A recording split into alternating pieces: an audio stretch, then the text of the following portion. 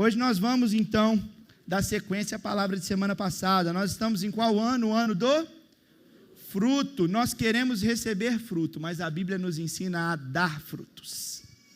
Sabe, se a gente perguntar quem aqui quer receber frutos, todo mundo levanta a mão, porque é óbvio que a gente quer frutificar. Mas o Senhor está nos ensinando, mais uma vez, que melhor é dar do que receber. Graças a Deus por isso, um coração generoso, uma vida generosa é princípio daqueles que amam o Senhor. E hoje a gente vai então para a parte 2 da mensagem de semana passada, que é o que? Você lembra? Vencendo o tempo de crise, parte 2. Ficou chique, parece nome de filme. Eu acho mais chique ainda pregar com esse negócio aqui, gente. Estou gostando. Você está em crise? Qual área da sua vida está em crise? Se você não está em crise, eu quero pedir para você se expor um pouquinho aqui. Quem acha que a sua vida financeira pode avançar um pouquinho mais do que está? Pelo menos 50% do auditório acha que pode dar uma avançadinha. Acha que as coisas podem fluir um pouquinho mais. Ou acham que às vezes está um pouco mais atrás do que deveria estar.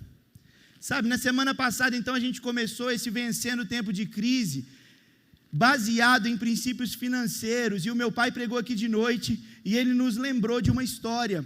Ali, antes da pandemia, a gente tem ali embaixo uma salinha que funcionava a torre de oração, e ele chegou nessa torre de oração, ela estava com alguns pedidos de oração acumulados ali, e ele tirou o primeiro pedido, era pedindo pela cura de uma pessoa.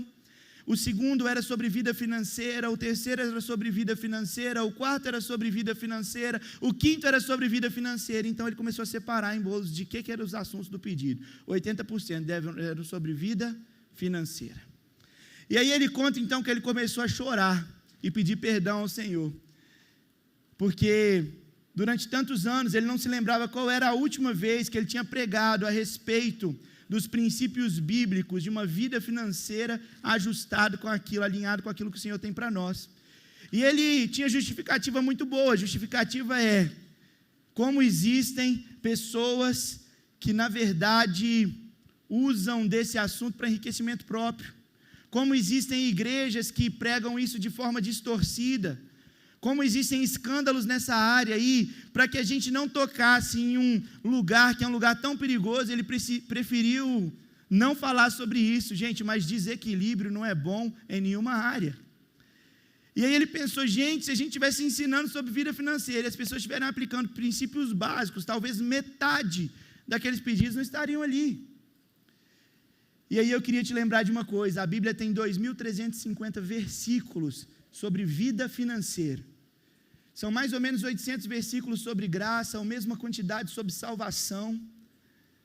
Mas graça, salvação, talvez seja mais importante do que a vida financeira. Por que a palavra ela é tão incisiva nesse assunto? É simples, é porque o Senhor está falando sobre algo da nossa vida prática. Como assim? Nos seus assuntos do dia a dia, você fala mais sobre dinheiro ou sobre graça?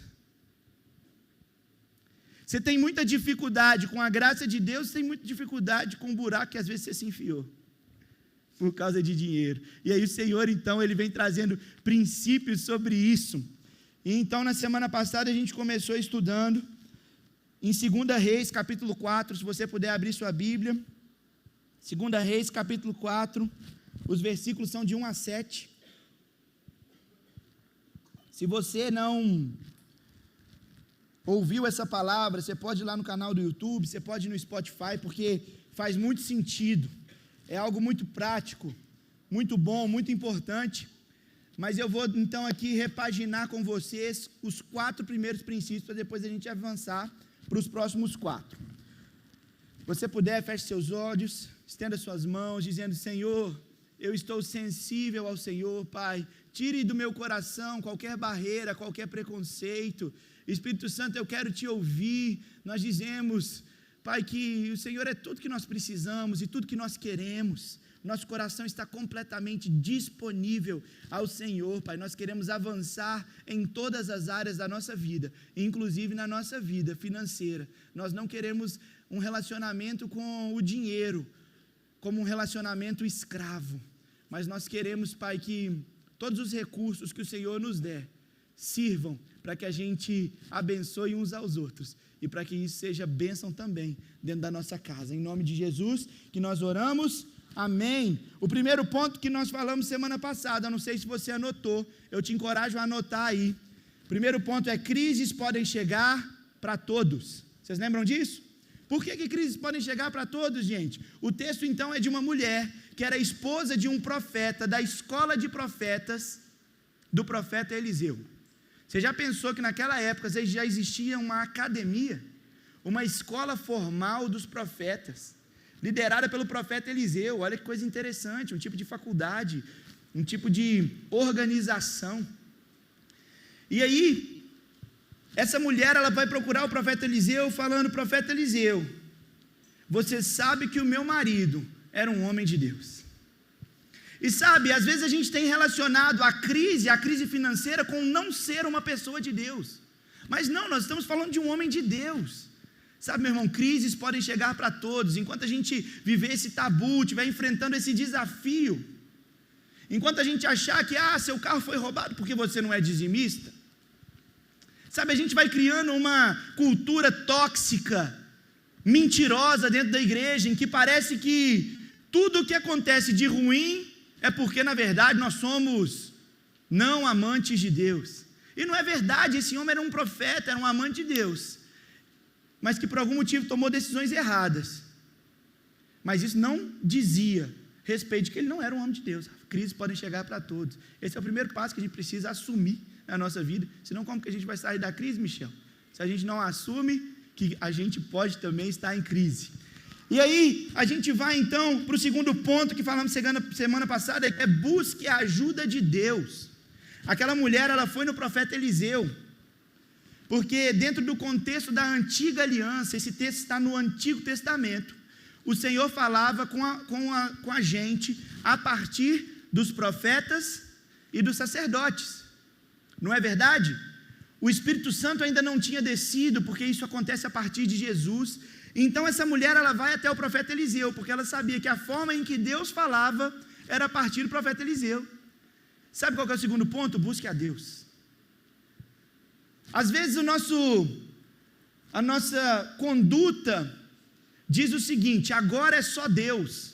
Quando eu falo agora é só Deus, significa o quê, gente? Que todas as alternativas eu já tentei. E no final das contas, quando acabaram todas as opções, eu vou fazer o quê? Orar. Está errado. Outra coisa é o que meu pai chamou de Deus abençoe a besteira que eu fiz. Significa que depois de a gente não orar para tomar alguma atitude e dar tudo errado, a gente vai atrás de uma solução com Deus. Por que não procuramos lá no início? Sabe, buscar a Deus é o primeiro passo, é o primeiro ponto em qualquer área da nossa vida. Mas o terceiro ponto que a gente vê nessa história, que é muito importante, é uma pergunta: o que você tem? O que você tem dentro de casa? Porque o profeta pergunta para aquela mulher: o que você tem? O que ela responde? O quê? Eu não tenho nada. A frase até é em sequência, ela fala: eu não tenho nada, eu só tenho um pouco de azeite. Mas eu imagino que, e isso aqui é por conta própria, tá? Interpretação minha, eu imagino que ela tenha falado assim: eu não tenho nada. Parou, pensou, ai de mim, porque momento de crise, a gente sempre acha que a gente não tem nada, não tem ninguém, não tem um amigo, não tenho nada em casa. Então ela pensa assim, sendo honesta mesmo, eu tenho um pouco de azeite. E a partir daquilo, a partir do pouco que nós temos, o Senhor faz o milagre. A partir daquilo que a gente apresenta ao Senhor, o Senhor faz o milagre, porque 5 pães e 2 peixes podem até te alimentar o dia inteiro. Porém, nas mãos do Senhor, isso pode alimentar uma multidão.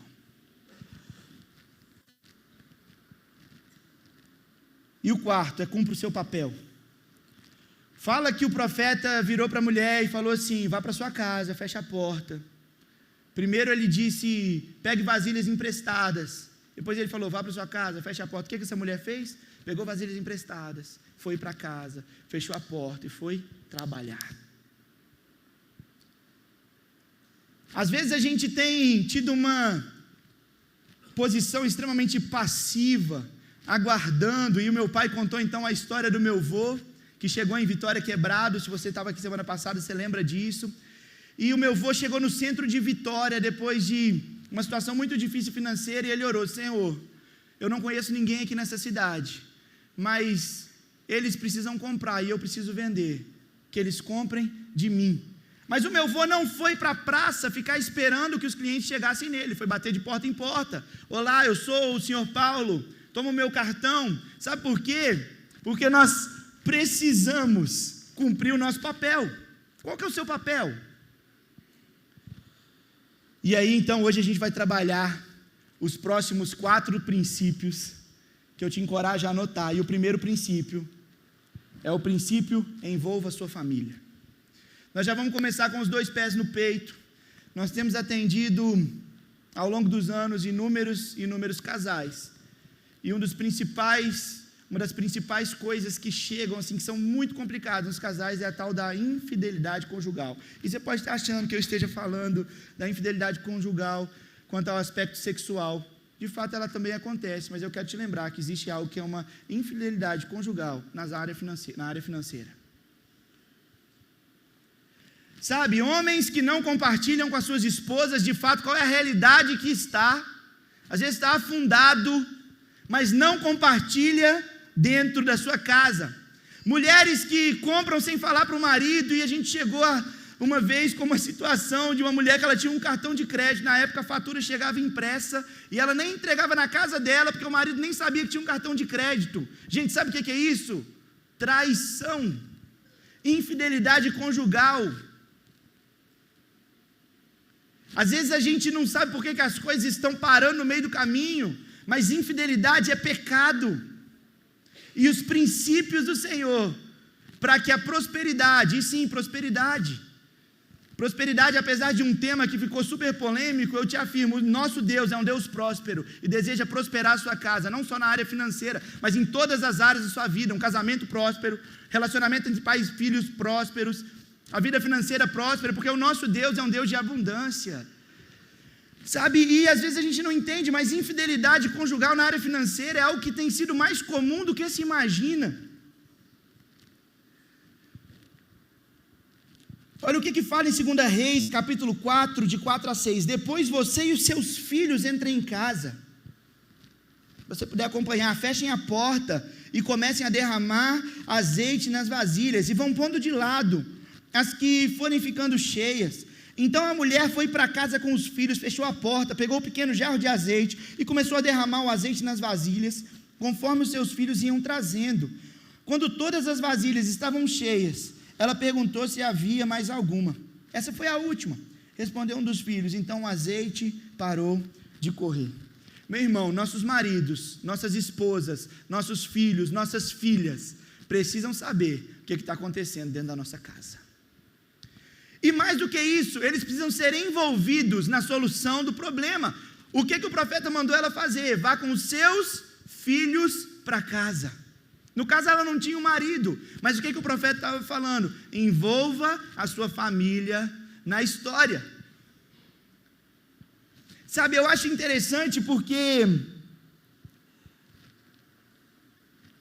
é claro, gente, existem crianças que são muito pequenas. Eu tenho 2 filhos. A Olivia, se eu compartilhasse com ela acerca de uma possível crise financeira, não faria o menor sentido. Ela tem 11 meses de vida, então ela ainda não tem a condição de compreender. Mas o Tito, que vai fazer 5 anos mês que vem, você acha que ele consegue compreender uma crise financeira? Consegue, é claro que consegue, dentro da limitação dele. É óbvio que você não precisa falar minúcias que não são compreendidas, mas, por exemplo, estava pensando em um exemplo, como que eu compartilharia uma possível crise financeira. O meu filho, a Duda leva ele todas as sextas-feiras, depois da aula, para tomar picolé na sorveteria na frente da escola. E o Tito não come só um picolé, ele come uns 3, sempre tem um de limão, e ele gosta desse sabor com água, gente, vê se pode. Você oferece o Nutella, não, quero limão, quero um maracujá, quero um uva. Eu não gosto desse sabor, não. Mas, Como é que eu poderia compartilhar com Tito? Tito, a partir de hoje, você só pode comer um picolé, porque a gente precisa economizar lá em casa. A gente precisa reduzir o custo. R$3 pode não fazer diferença nenhuma na sua crise financeira, que teria R$3 a mais de um picolé. Mas como forma didática, o seu filho vai entender muito mais do que quando ele pedir um videogame. Você falar assim, não tem dinheiro para isso não, menino. Sabe, porque você precisa aplicar isso na sua casa de forma que cada um entenda de acordo com a sua idade. Mas aí sabe o que é o problema, Bruno, que eu fiquei pensando? Que a gente esconde a crise financeira do filho, mas às vezes o Senhor vai nos tirar, nos dá estratégia para tirar. E como que a gente vai compartilhar então o milagre, se a gente não compartilhou a crise? E aí eu pensei em algo que talvez seja mais forte, envolva sua família na crise. Porque se você envolve sua família na crise, você também envolve sua família no milagre. E quando as coisas mudarem, o seu filho vai se lembrar para sempre que o Senhor interviu na história. E o seu filho não vai conhecer ao Senhor apenas de ouvir falar, apenas no aspecto da mente. O seu filho vai conhecer o Senhor, porque ele provou e viu que o Senhor é bom. E aí a gente então não vai ter mais a maior geração de desviados como está tendo, porque foram filhos que viram os pais falar, mas nunca viram os pais fazerem. Crentes nominais, 2033 a gente ultrapassa a curva de 50% de evangélico no país, mas continuamos com um país cheio de desigualdade social. Por quê? Porque são pessoas que não são generosas na prática, um evangelho que não tem impactado no dia a dia. E sabe onde é o impacto maior disso? Dentro de casa, com os filhos que não querem saber do Senhor, porque afinal, eles só falavam, mas na verdade não viviam.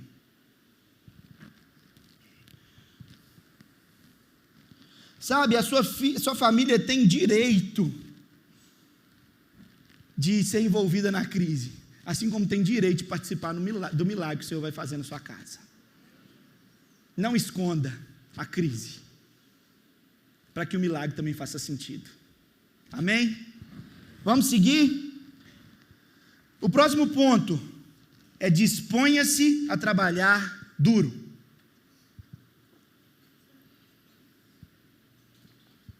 Essa palavra é dura, porque vocês sabem que nós estamos em uma geração de muitos preguiçosos. Se você tem alguma função de contratação, se você precisa contratar gente, você sabe do que eu estou falando. Mas eu vou ter que ir de ônibus, vou ter que acordar essa hora. O Dom acorda todo dia 4 da manhã, né, Dom?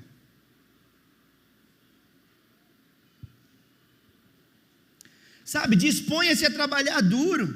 Tem pessoas que estão vivendo um problema grave no caráter. Pessoas que viraram a cultura do pedinte. A cultura mendigueira, não sei se existe essa palavra, com certeza não. Mas a cultura do mendigo, o que é isso? É a pessoa que ela nunca tem, ela sempre pede. Você fala com fulano assim: fulano, vamos em tal lugar? Não posso. Mas ela não fala não posso porque ela não pode não, é que ela quer saber se você vai levar e pagar para ela. Você está ligado? Aí passa um mês, você fala, então, vamos lá. Menino, lá em casa está difícil demais. Fulano, vamos fazer uma viagem missionária? Não posso, mas vou começar a orar. Ao invés de começar a orar, começa a falar: menino, estou querendo fazer uma viagem missionária, mas não tem dinheiro lá em casa. Deus proverá. Aí começa: Deus proverá, para ver se vem as ofertas. Sabe, meu irmão, quero compartilhar uma história com você rápida, porque eu acho que isso aqui pode fazer muita diferença na sua vida. O povo de Israel era escravo no Egito. Então eles são libertos, quase que expulsos, depois das 10 pragas, loucura, sai correndo. E então eles entram no deserto para seguir para a terra prometida. Vocês lembram dessa história? No meio da terra prometida, eles saíram do Egito, mas o Egito não saiu deles. Eles começam a reclamar, porque eles estão com essa mente escravizada. E aí tem um versículo, inclusive, que eles falam, que eles começam a reclamar com Moisés, que eles estão com saudade da cebola do Egito. Quem tem saudade de cebola, gente? Ninguém, mas eles estão com saudade da cebola do Egito. Porque lá a gente era escravo, mas pelo menos a gente tinha uma cebola. E é aquela mente escravizada de quem não quer avançar, seguir para um novo nível. E aí, numa dessas reclamações, o Senhor vem e provê algo. O que o Senhor provê se chama maná. O que era o maná? Era um pãozinho que caía do céu toda noite. Então o pão caía do céu e o Senhor falava assim: não guarda o pão, porque toda noite eu vou mandar. Na primeira noite, com medo de Deus não mandar no outro dia, o que o povo fez? Guardou. Aí ficou igual aquele pão velho que você esquece lá atrás do armário, verde, apodreceu. Por quê? Porque o Senhor falou, não guarda. Por que ele falou não guarda? Porque ele estava lembrando que ele era o Deus da provisão. Não é para você acumular uma coisa que eu falei para você não acumular, porque amanhã eu vou prover de novo. E aí beleza, foi daquele jeito, né, pastor Gilbert? O povo foi andando, o pão caía do céu, andava mais um pouquinho, dia seguinte o pão caía do céu. Mas deixa eu te lembrar uma coisa, quando eles entraram na terra prometida, o que foi a primeira coisa que cessou? O pão caindo do céu. Isso não fica tão explícito no texto, porque isso não é narrado, mas a primeira coisa que acontece quando eles entram na terra prometida é cessar o pão caindo do céu. Eles tinham que trabalhar para aquele pão? Não. O pão caía do céu. Gente, o Senhor pode derramar na sua casa, caindo do céu. Eu sei disso. O Senhor podia ter derramado sobre a viúva moedas de ouro. Podia ou não podia? Mas o que o Senhor derramou? Azeite para ela vender. Você pode acordar um dia e ter moedas de ouro na sua casa. Acho muito pouco provável, mas eu vou te falar por que é pouco provável. Mas o Senhor pode? Pode. Mas esse é o padrão? Deixa eu te falar, se você está esperando e contando que todo dia vai cair coisa do céu, é porque você não consegue sair do deserto. Uma vida de mendigo. Uma vida que não passa pela crise. Não, mas o deserto não é exatamente mendiguez, mas talvez o resto da vida é. Porque o Senhor não tem para você crises eternas. E a gente acha que o resto da vida a gente vai ficar pedindo. Gente, tem gente que ano após ano não sai do deserto. Não sai da crise. Nunca tem. O que o Senhor ministrou ao meu coração é que chegou a hora de você entender que você precisa de parar de clamar pelo pão caindo milagrosamente do céu, porque o Senhor vai jorrar azeite na sua vasilha para você vender. Amém? Gente, cair do pão do céu é milagre? É. Mas quando o Senhor chega lá, manda o povo para a terra prometida, e diz que lá tem cachos de uva que são tão pesados que eles eram carregados por 2 homens, a gente não sabe se as uvas eram do tamanho da melancia ou se elas eram pequenininhas, mas um cacho muito gigante. Eu gosto de florear que as uvas eram do tamanho da melancia, porque deve ser mais legal de comer. Mas o ponto é, quem provia lá também era o Senhor, gente? Era o Senhor. O que caía do céu era o Senhor, o que chegava na árvore era o Senhor, mas a diferença é que quando a gente sai do deserto, o Senhor nos dá condição de trabalhar. E a gente trabalha duro, sabe? Disponha-se a trabalhar duro. Olha o que o versículo 4 e 5a fala. Depois você e seus filhos entrem em casa, fechem a porta e comecem a derramar azeite nas vasilhas. Então a mulher foi para casa com os filhos, fechou a porta, pegou um pequeno jarro de azeite e começou a derramar o azeite nas vasilhas. O profeta deu uma direção: vai e trabalhe, tenha foco. Não se desvie do foco. Não ache que o trabalho foi dado depois do pecado, porque não foi. O trabalho é uma bênção. Sabe, quando eu li esse texto da primeira vez, entrem em casa e fechem a porta, sabe de que eu lembrei?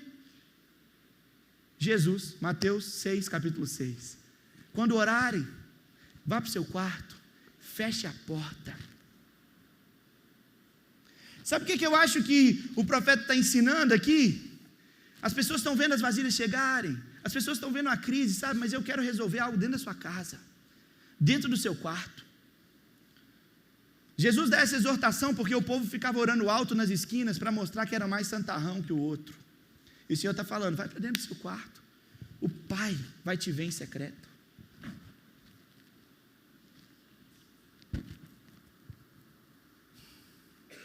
No versículo 7,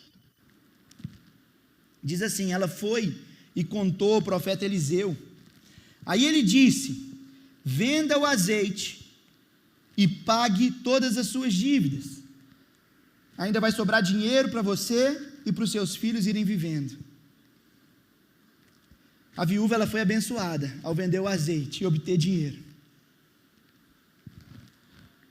E eu creio que você vai ser abençoado com os recursos que o Senhor vai colocar na sua frente. E você vai trabalhar duro. As oportunidades estão batendo na sua porta. E sabe quem mandou a oportunidade? O Senhor. O mesmo Senhor que mandou pão caindo do céu, que o povo não precisou fazer nada, só pegar o pãozinho no chão. É o mesmo Deus que mandou trabalho na sua casa. Sabe por quê, gente? Trabalho não é o fim. Trabalho é o meio de Deus para te colocar num ambiente de milagre. É onde você vai conhecer novas pessoas, apresentar o Cristo que te salvou. É onde você vai apresentar para as pessoas, né, Michele? Você entra em tanta casa, e a Michele é uma evangelista. Sabe, o Senhor está te colocando nas casas, com o seu trabalho como um meio para que você acesse pessoas que você jamais acessaria. Em todas as áreas da sociedade. Por isso que nós temos que ter uma igreja tão diversa. Cada um para uma área, gente. Se fosse todo mundo pastor em dedicação exclusiva. Eu falo que hoje eu enfrento uma dificuldade, que eu estou tendo estratégias para vencer, que depois que eu deixei o mercado de trabalho e vim trabalhar em dedicação exclusiva no escritório, o meu ciclo de relacionamento se fechou em um monte de pastor. E é muito bom, é uma bênção quando a gente está num ambiente saudável. Só que a gente não pode esquecer de ter essa pega com as pessoas que estão morrendo por aí.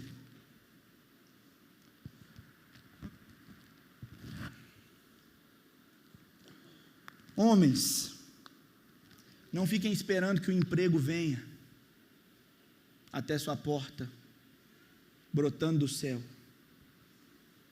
Trabalho duro. Não coloque essa responsabilidade nas costas da sua esposa, você vai matar ela.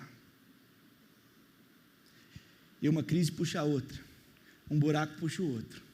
Começa numa crise financeira, vem para uma crise conjugal, vai para uma crise com os filhos. E um buraco puxa o outro. Venda o azeite. Seja voluntário se necessário.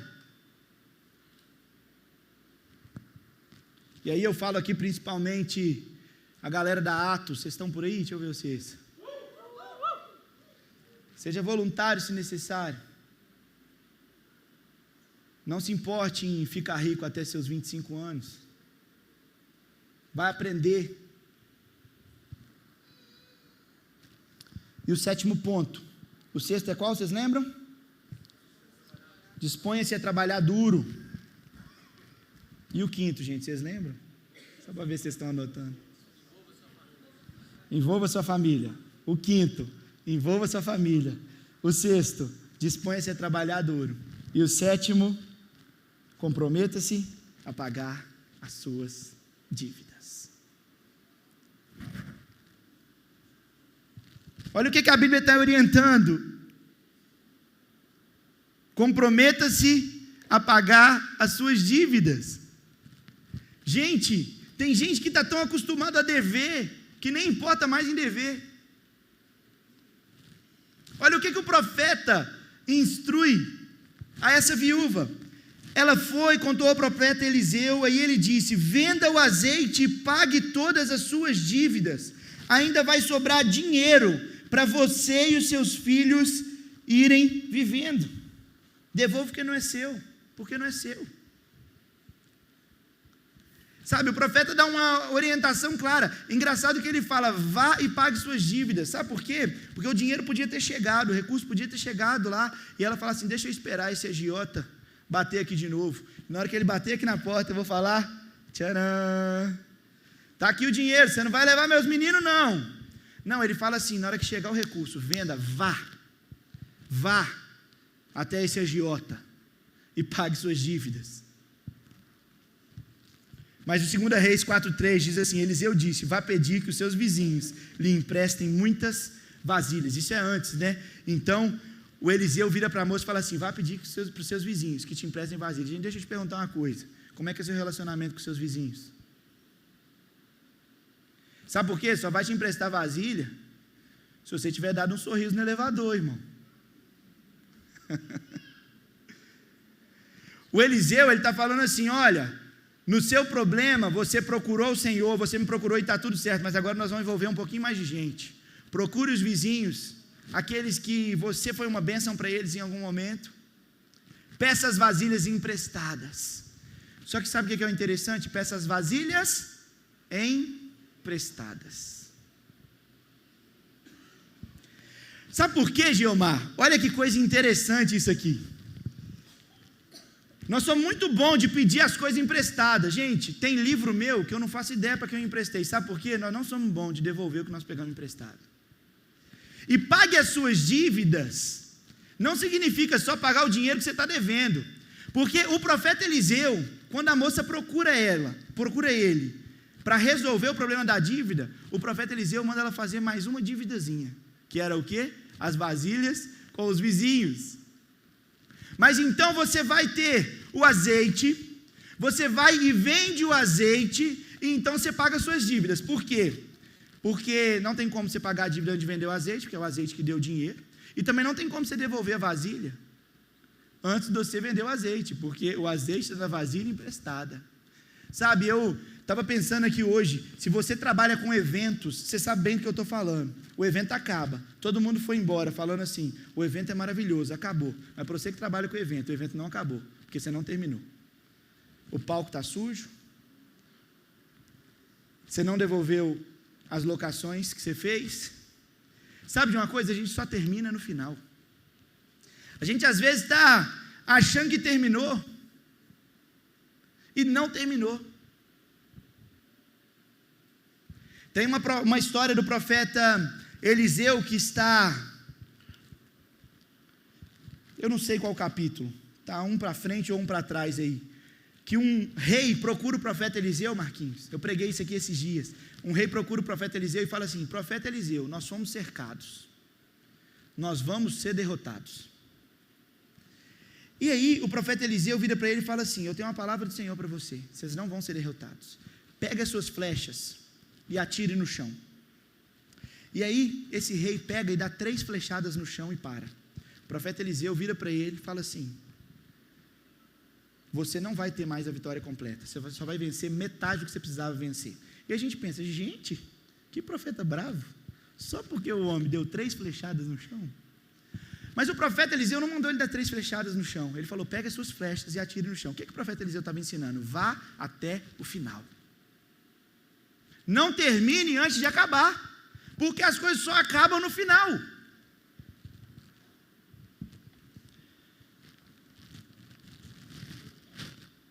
E o 8º ponto que eu queria te lembrar é administre bem o que você tem. É óbvio, o profeta Eliseu vai falar sobre administração no final, porque só tem como você administrar bem o que você tem, depois você teve uma aula sobre administração. E aí ele ensinou ali um monte de coisa para ela sobre administração, vários princípios, e no final ele fala então, administre bem o que você tem. Olha o que fala no versículo 7, então ela foi e contou ao profeta Eliseu. Aí ele disse, venda o azeite, paga todas as suas dívidas, ainda vai sobrar dinheiro para você e para os seus filhos irem vivendo. Meu irmão, às vezes a sua crise, ela é tão grande, que você não consegue acreditar numa palavra, de que vai sobrar dinheiro. Afinal, tem tanto tempo que está faltando. Como vai sobrar dinheiro? Administre bem o que você tem. E eu queria que você, se possível, abrisse sua Bíblia em Mateus capítulo 14, eu estou com a palavra fresquinha sobre isso, que eu ministrei esses dias para trás, mas ela fez muito sentido para boa administração. Quando você está lá no versículo 13, vai falar sobre a primeira multiplicação dos pães.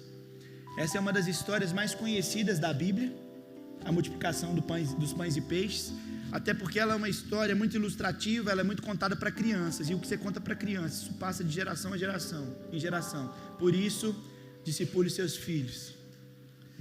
E diz o seguinte: quando ouviu essa notícia, Jesus se retirou do barco em particular a um lugar secreto. As multidões, ao ouvirem falar disso, saíram das cidades e o seguiram a pé.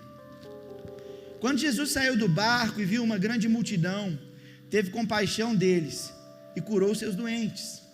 Ao cair da tarde, os discípulos aproximaram-se dele e disseram: esse é um lugar deserto e já está ficando tarde. Despede a multidão para que possam ir aos povoados comprar comida. Jesus respondeu: eles não precisam ir, deem-lhes vocês algo para comer. Às vezes, meu irmão, Jesus está falando isso aqui para você. Jesus, manda o povo embora, porque não tem comida não. Jesus vira para você e fala assim: manda embora não, dá de comer você a ele. Aí você fala assim: Jesus, você sabe de todas as coisas, você sabe que não está tendo nem aqui para casa. Olha o 16, olha o 17, eles disseram: não temos aqui, exceto 5 pães e 2 peixes. Sabe, meus irmãos, Jesus, os discípulos não estavam mostrando para Jesus o que eles tinham. Os discípulos estavam desenhando para Jesus o que eles não tinham. Às vezes a gente acha que os discípulos apresentaram ali 5 pães e 2 peixes, no sentido de: Jesus, nós só temos isso. Mas na verdade os discípulos estão falando assim: Jesus, já que você não entendeu, deixa eu desenhar. Eu vou te apresentar o que eu não tenho nada. Essa mixaria aqui não é nada. Sabe? Jesus vira então e fala: traga-nos aqui para mim. O mesmo princípio do azeite. Quando o Eliseu pergunta para a viúva o que ela tem, o que ela responde? Não tem nada, só 5 pães e 2 peixinhos. Mesmo princípio, mesma lógica de história. Então Jesus vira e fala: traga para mim o que você tem, porque isso nas mãos do Senhor é multiplicação. Olha o versículo 19: e ordenou que a multidão se sentasse na grama. Tomando os 5 pães e os 2 peixes e olhando para o céu, deu graças e partiu o pão.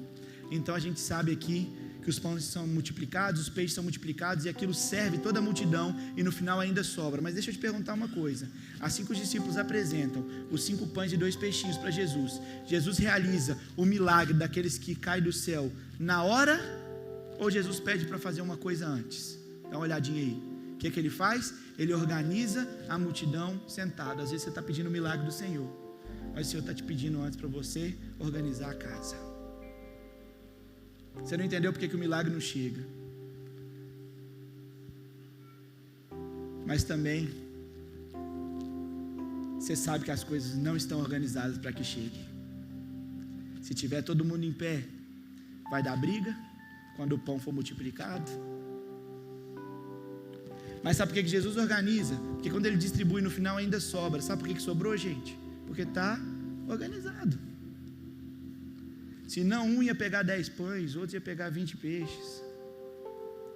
Sabe, o texto então aqui vai dizer, Elias vai dizer: ainda vai sobrar dinheiro para você e para os seus filhos, sabe? Se a gente estudar tanto na macro quanto na microeconomia.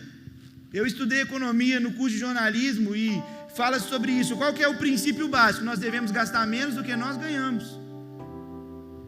Você não deve gastar nem tudo que você ganha, porque se der alguma coisa ruim, já era no próximo mês. Se deu ruim no próximo mês, procura um cartão de crédito, paga o outro mês o cartão de crédito com o cartão de crédito, o terceiro vai para o agiota, o quarto já deu crise. Sabe, o princípio é básico: administre bem o que você tem. Significa gastar menos do que ganha, significa procurar o Senhor para tomar as decisões, significa ter bons relacionamentos com seus vizinhos.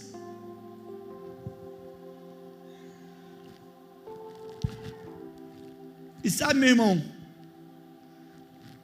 às vezes a gente não quer ter orçamento, não quer ter planilha, não quer ter organização, não quer abaixar o padrão de vida, com medo do que os outros vão pensar.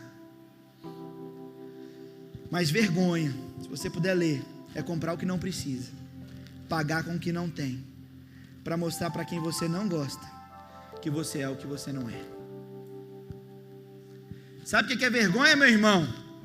É comprar o que não precisa, com um recurso que não chegou na sua casa, para por orgulho mostrar para o mundo que você é uma coisa que na verdade você não é. Isso é vergonha. Não é abaixar o padrão, não é reorganizar as coisas, não é assumir que existe crise. Se você puder ficar de pé.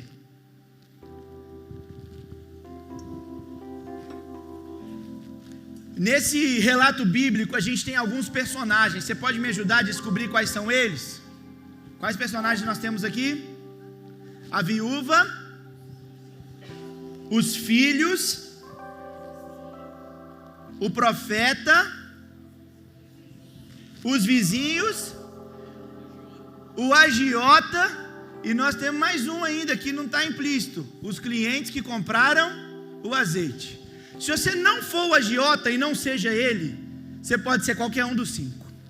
Porque às vezes você pode pensar: eu não sou essa viúva, mas você pode ser a pessoa que orienta com a palavra do Senhor. Eu não sou a viúva e não sou o que oriento, mas eu posso ser o cliente que compra na mão daquele. Eu posso ser a família que está junto para resolver a crise, o problema. Eu posso ser o vizinho que empresta a vasilha. Sabe, meu irmão, eu falo que eu tenho uma vontade que é, sabe quando a pessoa vem no sinal e te pede dinheiro para comprar a paçoquinha para voltar e vender? Eu costumo dar. O meu sonho é encontrar a pessoa de volta vendendo a paçoquinha, que eu nunca consegui. Sabe por quê? Porque eu tenho vontade de emprestar o dinheiro para a pessoa começar e, além disso, ser o cliente que compra na mão dele.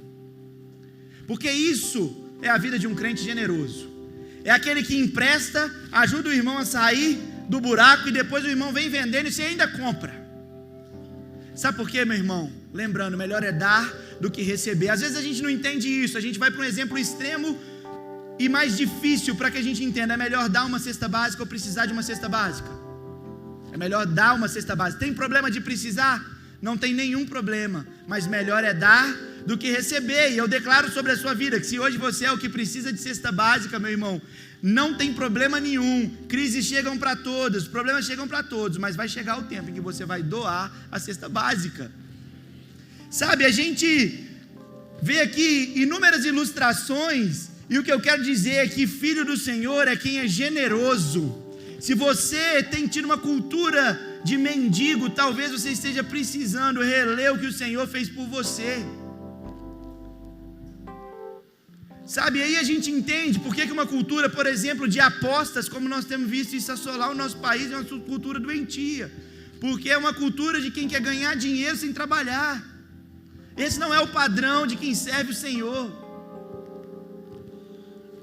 Sabe, como aquela mãe, e aqui eu não sei se você observou, nós temos o vasinho do azeite. E como aquela mãe, Deus sofre de ver os seus filhos escravizados. Sabe, como aquela mãe, Deus sofre de ver os filhos escravos do pecado.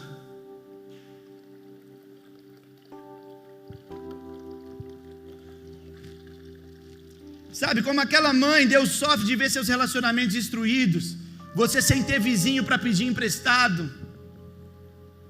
Deus sofre de ver sua casa destruída, seu casamento destruído, os seus filhos sem esperança, sem crer no Deus da nossa salvação.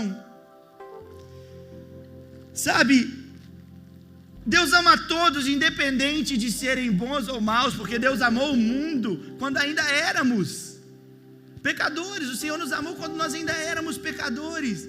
Mas sabe de uma coisa? Assim como o Senhor derramou um azeite que foi sendo transbordado enquanto havia vasilha, eu quero dizer que sobre a sua vida é a mesma coisa. O Senhor vai derramar um azeite que não vai parar de fluir enquanto tiver espaço. Sabe por quê? Foi isso que o Senhor fez com a gente. Assim como existia uma mãe que não queria os filhos escravizados, o Senhor enviou aquele que nos tirou da escravidão, do pecado. Sabe, o Senhor nos tirou de uma vida de lamaçal, o Senhor derramou um azeite, um óleo sobre a nossa vida a partir do Espírito Santo, por causa de Jesus. Sabe, e uma vida que era uma vida destruída, uma vida de pecado, agora não mais, é uma vida cheia do Espírito Santo.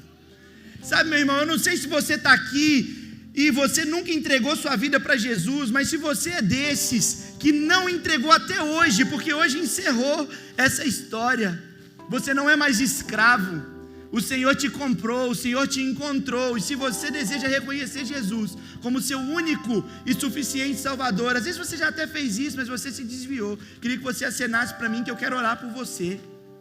Se você entendeu que o Senhor enviou alguém, que é Jesus Cristo, para te salvar, para morrer no seu lugar, se você entendeu que existiu um que pagou todo o preço e que cobriu as suas dívidas, eu queria orar por você.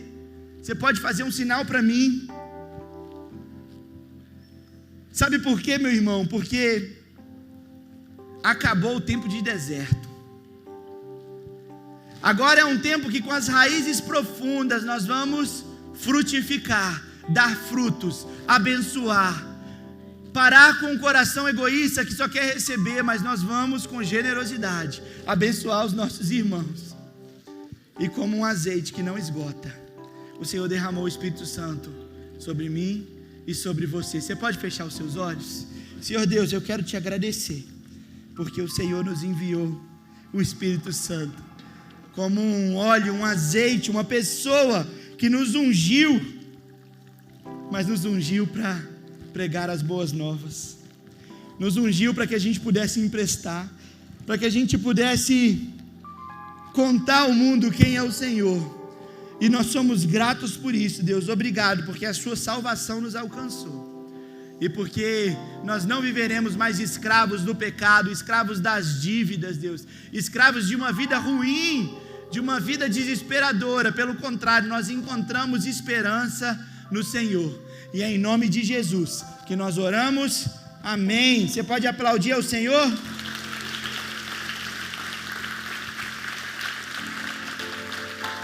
Antes de você sentar, eu queria te lembrar, primeiro princípio, crises podem chegar para todos. Segundo princípio, busque a ajuda de Deus. Terceiro princípio, o que você tem? Quarto princípio, cumpra o seu papel. O quinto princípio é envolva sua família. O sexto princípio é disponha-se a trabalhar duro. O sétimo princípio é pague as suas dívidas. E o oitavo princípio é administre bem o que você tem. Eu creio em uma virada na sua vida, porque você vai cumprir todos os princípios que o Senhor te ordenou, em nome de Jesus. Amém? Glória a Deus.